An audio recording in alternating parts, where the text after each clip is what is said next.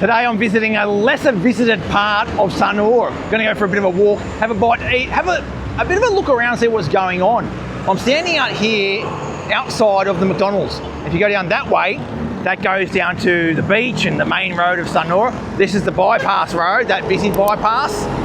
And I'm going to go down this way. It's a very long road that goes right into the heart of Desa, Adat, Intaran. Now, it's a place that you're probably not going to visit when you're on your holidays, for sure. But when you live here, you do tend to come along this road quite a lot to go to different places. I actually go along a lot to get to somewhere else. I don't actually stop along this road very often. But today I wanted to explore it a little bit because I do know there are some places along here that are probably worth having a look at. Pagi Pak. So look, this guy is a mechanic. Kalau dalam bahasa Indonesia? Bengkel. Bengkel, there you go. That is a really good word to learn because if you've got a motorbike, you're going to need to know the word bengkel at some place, whether it's like you got a flat tyre or your engine's not going or you've got a flat battery, which I've had before. You have to go to the bengkel. This guy looks like a good one. Pak, asli Bali? Yeah. Asli sini, asli Intaran? Yeah, wow. This guy's a original local. Pak, udah lama punya toko ini? Tahun 90. Waktu itu masih ada sawah di dekat sini?90. Sawah masih ada? Sawah enggak, di bypass ini sawah. Ya. Tapi zaman itu masih ada sawah di sini? Udah enggak ada. Nggak ada, udah nggak ada. Enggak. Memang Lama sekali ini nggak ada. Iya, sawah cuma di Oke, makasih Pak. Okay. Yeah. Well, there you go. The rice was already gone in 1990 around here when he started up his shop. I know that because we're not far away from the rice fields that I showed in one of my previous videos, that's not far from here, so I sort of assumed maybe that, I don't know, maybe they extended here up until more recent times, but obviously they've long gone here.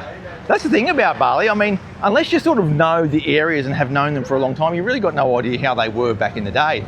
A lot of you will have been visiting Sanur for a very long time, and I know a few of you have sent through some old photos of the main street, for example, from long ago.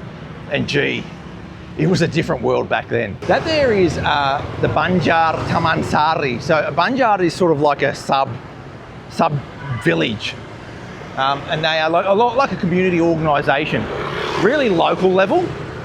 They're below the village level, and they're currently making ogo. And the ogo is obviously for the Nyepi celebrations. Look at this. Nyepi is a day of silence. Nyepi, look at that. So Nyepi comes from the word sipi. Sipi is quiet. Yeah, they've got a bit more activity going on in there. They've got little, the whole gamelan type thing going on. And they've got other parts of the ogo going. There's another ogo over there. Yeah, the word Nyepi, like I know that a lot of people say Nyepi, but it's not Nyepi, it's Nyepi. It's different, like because the word sipi, not sepi. Yeah, that's where it comes from. That's another good point about. Well, hang on a sec. Just want to point out this. This here is like a pasar malam, like a market which happens at night. It's got lots of good food there. There's Thai food there. There's great babi guling there. There's great satay babi there, and there's other foods there you can get as well. That's definitely worth a try. Like I reckon it's one of the best places for local food in all of Sanur. Like honestly, especially that Thai food, unreal, and that satay babi, some of the best satay you're ever going to get. Getting back to that story about the root word of sipi and nyepi, it actually brings up a good point about Indonesian. Is that sometimes you'll see a word that's quite long and that you're not really familiar with. And often with those long words, they come from a root word. I'll explain it a little bit. So for example, and this happens with a lot of words. For example, the word tinggi means high or tall, means tall. But if you say the word ketinggian, that means the height, yeah? And so you'll find a lot of words that you might not have heard before, and they might have a KE on the front and an AN on the back. That's actually just a transformation of a root word. So in English, we've got a lot of those sorts of things happening, but we don't really think about them too much. So, for example, we might say hot, and then we might say heat. Yeah, they're related words, but they're different. And in Indonesian, we have similar things. Like, for example, you can say panas, which is hot, but you can say kepanasan, which talks about the heat or the level of heat. Or it also sometimes means I'm experiencing the heat. Yeah, you can say that with hujan as well, which is rain. If you say kehujanan, it means you've been caught by the rain. This place is cool. It's Bar Kudelka. They do pretty good coffee there. I might actually stop in for a little coffee there. I don't even know how to say it. It's like, I'll show you it. See that? So I'll go and get a coffee here. I know the coffees are good here. Yeah, so just getting back to that story, the basic point is that there are root words and then there are words or prefixes and suffixes all around those words which change the meaning slightly. So sometimes you can work out the meaning of a word by knowing its root word and then sort of calculating, oh, it probably means this by the context. So you don't need to know every single word. Like, you don't need to know the word for height if you already know the word for high. Yeah, it's that sort of thing with a lot of words. So it sort of makes it a little bit easier to learn language when you sort of can calculate what the rules are around it. Now, with those prefixes and suffixes, there are a loose set of rules around them that you can learn on your own, but for me, that was a month of school learning to learn those prefixes and suffixes, and even after that, they got pretty complicated when you get into some of the less frequently used ones. And then it becomes about feel after that. So that's the coffee. Looks pretty good, eh? Like, one of the things I do, I get really excited, and I just had a little sip of it, so you can see like my lip marks in it. But I'll give it a go anyway. That's quite a strong coffee. But the milk is beautiful on it. That's a large coffee. It's cost me $36,000. I think it's pretty good value actually for a large coffee. It's fair value at least, and it's a good coffee. If you come for a stroll up here, definitely a place to come. They do food here as well. I've had a chicken sandwich here a few times. It's like a fried chicken burger type thing, and that's nice. And definitely the coffee's good. So if you're up this end, like, you could get. You might stay here for a month and you might be around this area. And this is the sort of thing that happens when you're here in Sanur, is that if you stay a little bit longer, some people tend to move a little bit further away from the beach, and you might end up at a place like this, you know. This would be a good place to come and get a bite to eat every now and then. I'm here with Mia, and Mia's from Sweden, and she was very kind to sort of talk to me today. So Mia, why do you come to Bali? What's your... Yeah, actually, I live here in Bali 6 months a year, and due to my health issues. Yeah. I come from Sweden, and it's very cold winter time. Yeah. So when I wake up in the morning, I look like this. Really? And I can't even move a muscle. So the cold really affects your body? Yeah. Wow. As soon as I come here, it takes me 2 days. Wow. And I throw away my painkillers and my crutches. Wow. So in Sweden, you're on the crutches. Here, nothing. Easy. Nothing. I mean, that's amazing. Do you so what do you do when you're here to keep yourself occupied, busy? I work online. Oh. I help other people. We are called spoonies. Yeah. The ones with pain. And stuff. So I help other people to realize that there is another way. Yeah. Another way to. It's not just medication. Life. Yeah. Exactly. So they can live wherever they want in the world. Wow. So I teach them online how to start their own online business. And I guess for them, people need to find their own piece of paradise somewhere. Exactly. And something that suits their health conditions. Absolutely. Where if they need some help from medical services, they can get it. So all that sort of stuff. Oh, you help them with that? Oh, that's really, really good idea. Cool. So you go back to Sweden for the summer. Yeah. And you're generally fine during the Swedish summer. Yeah. So do you keep your house in Sweden, or do you have to? No, we have a little cottage in Sweden. Yeah. We actually sold our house just to be able to be on Bali for so long time. Yeah. So we are in a summer house in Sweden, and we are meeting up with family and friends and creating memories with them, right? And then we go back here as soon as it's cold. We come back here to Bali. That's inspirational. That is. Thank you. And you moved here with family as well. I moved here with my husband. Yes. My kids, I have 5 kids. Yes. But they are at home. They have their own life. Yeah. So you move here with your husband, and then you see them when you go back, and and that's working out well for you? Perfect. How long have you been doing this for? This is the 7th time I'm here in Bali. 7th or 2nd? 7. Wow. So you've been doing it for a lot of years now? Yeah. That's amazing, amazing. So what's the message for other people who are, because I think a lot of people sit at home and think, I would love to do that, but I can't. Because it's hard to do, isn't it? Yeah, it is. But the thing is, like I said, I have 5 kids, and I've always been the parenting, fixing everything. And now I just felt like we actually came to Bali the first time by a mistake, because we should go somewhere else, and it was cancelled. So we went to Bali, and I totally fell in love, especially at Sanur. Yeah. And I love it. And my only advice to people is do it. Yes. You have one life. Yeah. And time's running out. Yeah. And the thing is, I always tell my students to say, you have to start living your life, not just being alive. Yeah, right? True. Regardless if you're living with pain, as I do, or you don't live with pain. Yeah. You have one life. Yeah. It's your responsibility. And your choice. Best. Yeah. Yeah. Wow. Because if you don't make a change, nothing will happen. That's it. That's beautiful. Thank you very much, Mia, for being on the channel. Thank you. Awesome. Lovely coffee there at Bar Kudelka, I think that's how you say it. I don't even know what language that is. It doesn't sound very Indonesian or anything. And thanks to Mia for having a bit of a chat there. I think hearing some of those stories is, well, for me it's interesting because it just shows that there are just different ways that people are living their lives, you know. There's one of those things that I sort of think, you know, if you want to go and do something, you've got this dream to do it, you probably should try and do it, really.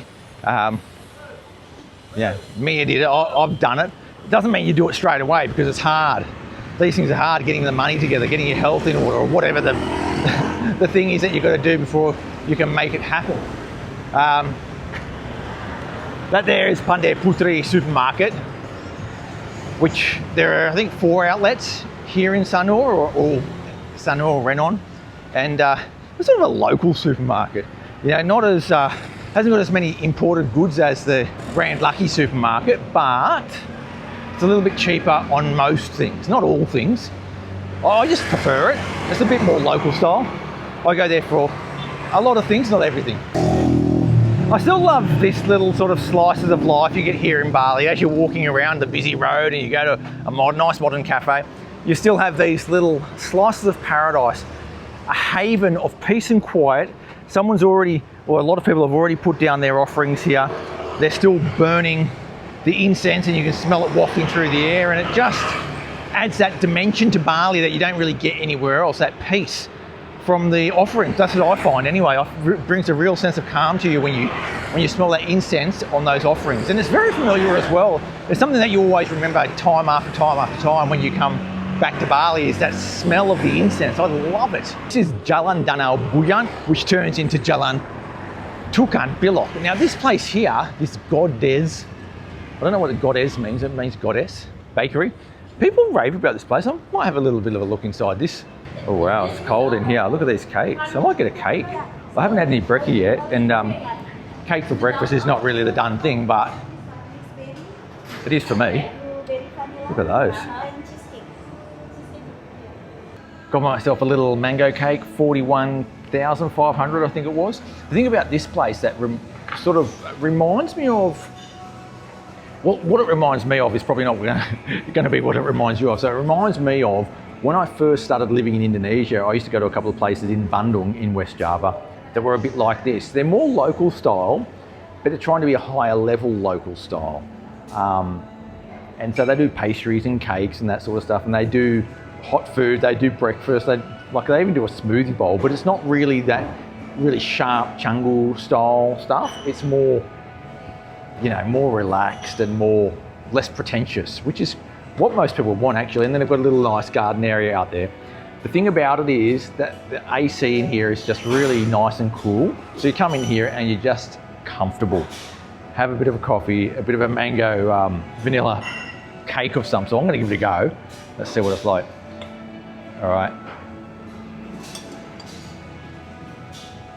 Yeah, it's good. And that's sort of the thing. On this west side of the bypass, there is more of these places that are, well, they're set up more for locals who have a little bit of money than they are for the tourist trade. So you just get a different character of type of place. There's heaps of them like it. And like you've got unlimited choices in terms of trying them all out. It doesn't mean you don't, if you live over this side of the bypass, you don't go into the centre of town. Like, I'm always over there. I walk along the beachfront path most mornings. I go to a coffee shop or a couple of coffee shops there all the time. So I like to sort of dip my toes in both sides of Sanur. This is the one side that I really love in a certain way, but having access to that sort of more westernised version is nice as well, you know. I know a lot of people like to have the real authentic Bali, but it's hard to live like that all the time. Okay, we're back in the hustle and bustle. We're crossing the road. Always a challenge here in Bali to cross the road. I'm coming up to the central part of Desa, Adat, Intaran. So this whole area is Desa, Adat, Intaran. And I think the guide said there was 22 banjar inside Desa, Adat, Intaran. It's quite a big one. So over here, this is where the road changes from Danau Buyan to Tukat Bilok, yeah? If you end up living here, trying to remember all the street names when they all sound really quite similar, absolute nightmare. Absolute nightmare. Like Susan remembers them all. She's got them all sort of memorised, this, that and the other, and it's like Kutat Lastari and, you know, all this sort of stuff. I mean, I know some of them, but gee, I do get them mixed up a lot as well. So there you go, Desa Adat Intaran. That's I think the main Balai Desa, I think. Because that's where they've got their little four-wheel drive hanging out there as well. And yeah, I don't know if the Pecalang hang out in that one, drive around. Ban Kamda. I don't even know what that means. I don't even know what it means. There you go. So this is Secretariat Pecalang Desa Pakraman Intaran. So in there, that's the little office for all the Pecalang people. They're like the guardians of the Desa Adat. They're the ones that sort of keep things in order. They're like a security force that is attached to the Desa Adat, the traditional village, and they look after things associated with the well-being of the village, really. So if there's a problem, often you'll call the Pecalang rather than calling the police, especially if it's something which is going to be resolved internally. Of course, then the Pecalang might go, oh, we need to get the police involved in this. Deka Pisang Satu. That dude is just selling bananas. Love those places that just sell bananas. All sorts of bananas there. Before you move to a place like Bali, you often have visions about what sort of life you're going to have, where you're going to live and how it's going to be and all that sort of stuff. And often they're sort of, the sort of place that you're sort of foreseeing is based on your experiences, of course. But when the reality hits and you end up in a place like this, you might end up like in there, for example. Like, that's what happens a lot of the time, is that when you look for a place to live, you sort of get taken around all these different places and you end up in a place like that and you go, you know what? I actually like that place. It's, you know, away from the main road, behind the building, it's nice and quiet, nice little pool. It's my own little piece of paradise. And when you get that, when you find that your life here is slightly different to what you had envisioned. For example, there's a little alleyway down there, goes down to all sorts of houses down there. There would be foreigners living down there, I would be pretty sure. They have a decent life down there. But that means when you come out to the main road, this is your main street, up and down here. Yeah? Oh, this dude's selling motorbikes. Lots of Scoopies. Oh, are they? Oh, they're second-hand ones. If you want to sell a second-hand motorbike, you can sell it there and buy one as well. That's pretty cool. Second-hand dealership. Yeah, so what happens is this is your main road, and this is where you sort of, if you want to go for a walk, you're out onto this, or you have a motorbike and get out and about further afield. But like, you might come down here if you need to get something from the local warung or local shop. Like, you might be coming down here to buy it. So that's the thing about life in Bali when you live here. Unless you're living really close to where all the hotels are, you're not going to be really living the tourist life here. It's okay. Like, that's actually probably why you want to move here, is have something a little bit different. I guess that's also why that learning a bit of the language goes a long way here. If you just learn a little bit, so you can have just a tiny bit of a conversation, it really goes a long way when you're sort of living more on the local side of the bypass, you know. I mean, in other parts of Bali it would be the same as well. If you're living just a little bit away from the tourist areas, having a little bit of language really helps you understand the culture a little bit better, but also allows you to communicate and get things done that otherwise are going to require someone to translate for you. I mean, you don't need to be an expert, but just something. I just like to look at some of the shops that you come across. Like this one's called Baller Shop. It's like a basketball shop. It's got all the different basketball tops and probably got basketball gear in there as well. It's something that you don't really, like, I'm not a basketballer, so I'm not looking for it. But it's interesting to see that obviously there's a business in doing that sort of stuff. And if you're obviously into basketball, that's going to be heaven for you. But I mean, there's those sorts of things for everyone, you know, different things for every person. And they're usually tucked away in a little shop like that, and I really love that. This place is called 80s Anyaman. There's lots of woven stuff there. Hats, baskets. What a cool little shop that one is. Isn't that cool? You see all sorts of stuff down here. I mean, that's definitely not a tourist shop, but I think a lot of visitors to Bali would love products from that shop, you know? I see heaps of it around, you know, lots of different things that people who are visitors to Bali would love, but these places aren't really in an area where there's lots of visitors. So yeah, it's challenging for those businesses to get the right connection with the customers, I guess. I just came off the main road and I saw a little track coming down by this little creek. I wonder where that goes. I wonder if it goes to anywhere interesting or whether it's just a place. Oh, a big lizard just jumped in the water. Oh, a huge one. Over there in the water now. It goes down a fair way. People have been using it as a thoroughfare of some sort, and there are bridges down here. Let's have a bit of a look. Wasn't actually my plan to come down here. I was actually going to another cafe, but this is far more interesting. I can hear music.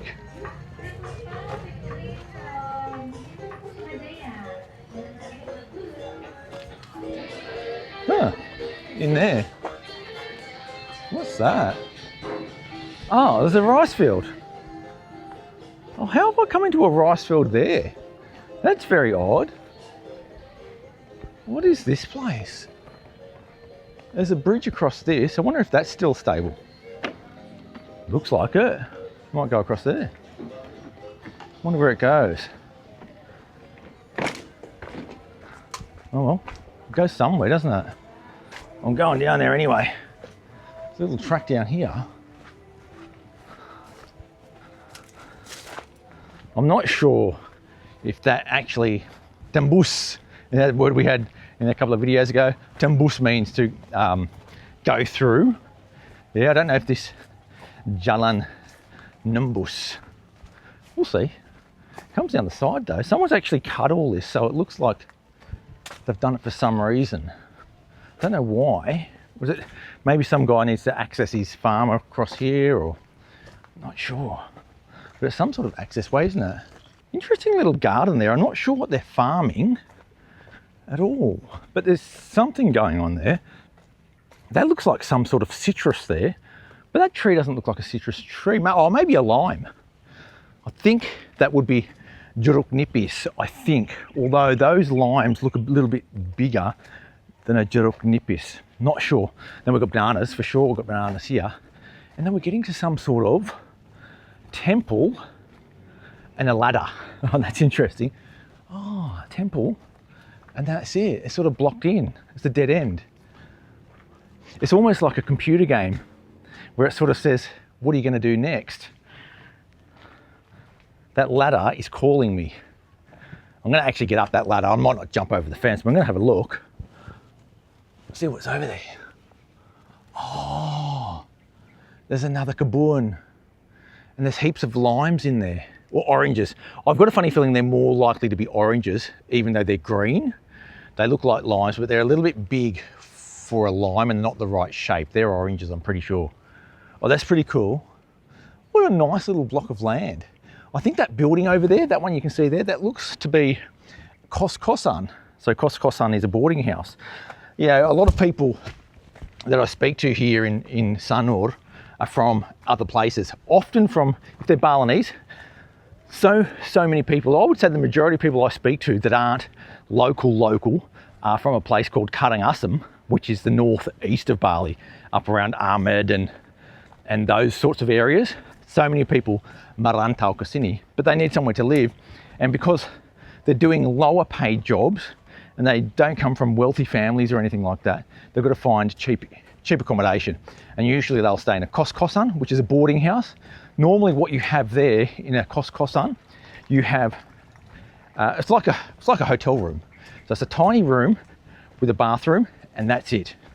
You don't always even get a bathroom to yourself, you might have to share it, but these days a lot of people want their own bathroom. Usually you won't have air conditioning. Pay a little bit more, you will, but you've got to pay for the electricity yourself on those ones. And you normally won't have a kitchen, although sometimes you might have a little cooktop in there so you can make some indoor meal or something like that. Usually fairly cheap, usually under $1 million a month. But if you have a more luxury one, like an elite one, you're definitely going to pay a lot more than $1 million. You might pay 1.5, 2. You can even go higher than that, really. But all right, see if we can get back across here without falling in. Wow, I think I've just stumbled onto an absolute gem of a place here. I wonder if this is, it's a similar location to the rice fields I went to in the previous video. I don't think it is. It's a different area. It might connect somehow over in that direction somewhere. But this is just like a patch of rice fields at the seams that's not been built on yet. I guess it probably will be at some point, because that's what's happening here. And that's sort of like an isolated rice field as well. I think it's probably quite difficult there to even get your water supply through the Subak system. The Subak system is the system of water distribution throughout the island of Bali, and because they're all connected and so forth, sometimes if someone builds further upstream or you get an isolated rice field, it can really affect the way that you get your water. Come back out to this main road now and keep going. See if I can find that cafe I was going to go to. That there is a grossier. So when you see the word grossier, obviously it comes from the word grocery in some way. It's got some sort of connection, but it's usually a wholesaler. So if you want to buy beer or cokes or bulk items, usually when you go to a place like that, it's heaps cheaper than it is in a supermarket. Heaps cheaper. You don't need any special membership. It's not like Costco or something like that. You just go in there. You can actually buy them individually usually. So you can buy an individual Coke, but it's not cheap. And then they'll say, oh, if you buy 1 carton of it, you know, it's really cheap. That's generally the way it works. Oh, here we go. This guy's another buying and selling motorbike place. Well, that's interesting to know that if you want to get a second-hand motorbike, you can get them there. Yeah, so those grossier, I always go to the grossier and get my bulk drinks. Like I've always got a couple of slabs of Coke or ginger beer or whatever it is that I buy. Coffee is good to get there as well. Instant coffee, you know, that Indonesian style one, much cheaper there than other places. Yeah, so always think about the grossier if you're going to go and buy lots of something. Even if you're here in Sanur for like a couple of weeks in a hotel, like it's worthwhile going across to the grossier and getting a slab of Coke, for example. Save yourself a bunch of money. I'm going to stop in at this place called Say Coffee and Space to have a coffee, see what it's like.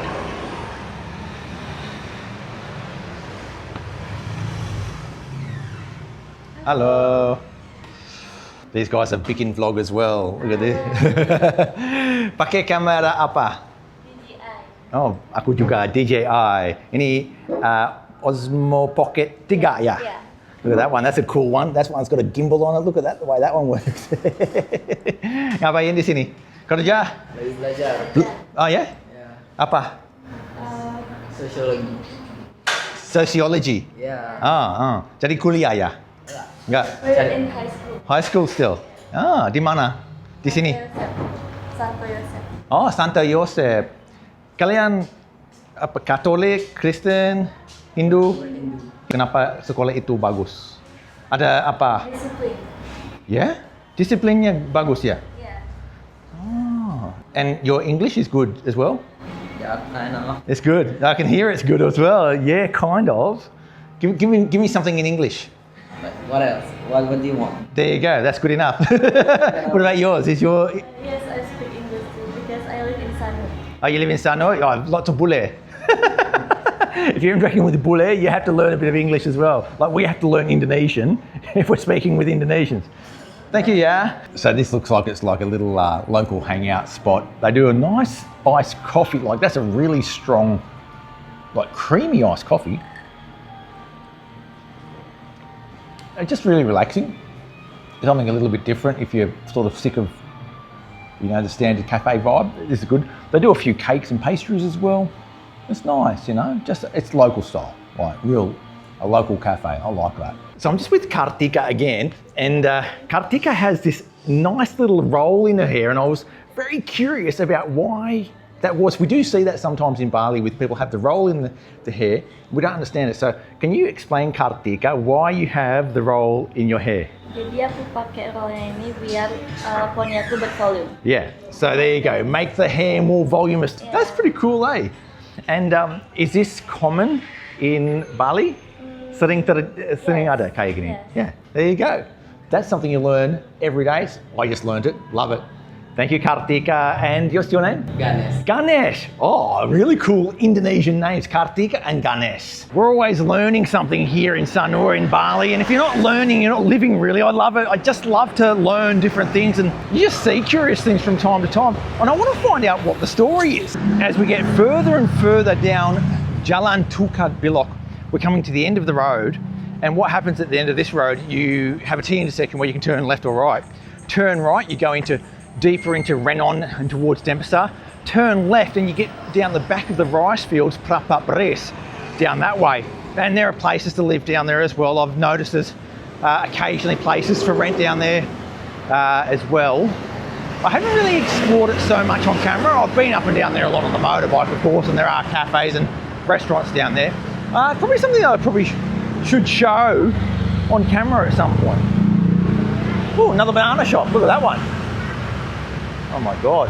Every type of banana you can think of there. That is unreal. Unreal. Vape house. There's everything happening here. A lot of this stuff, because I've never actually walked along here before. I've ridden along here hundreds of times.